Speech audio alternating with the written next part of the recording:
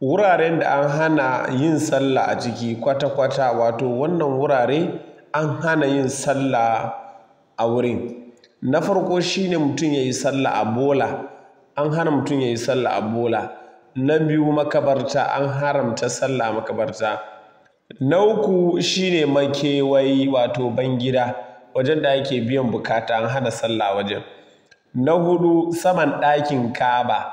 Na biyar, wajen da rakumai suna kwana, duk inda rakumai suna kwana, ko guda ɗaya ne ko guda biyu ne, in dai rakumi ne, an hana sallah a wajen.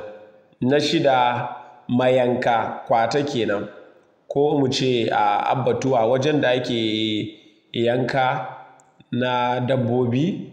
Sai kuma na bakwai shine tsakiyar hanya, an hana mutum ya yi sallah a tsakiyar hanya, sai dai idan sahu ya same ka a wajen, ko kuma misali ana sahu har an je tsakiyar hanyar, to wancan kan babu matsala. Amma idan kai ne ka fara sallah tsakiyar hanya, wannan wuri ba wajen karɓar sallah ba ne.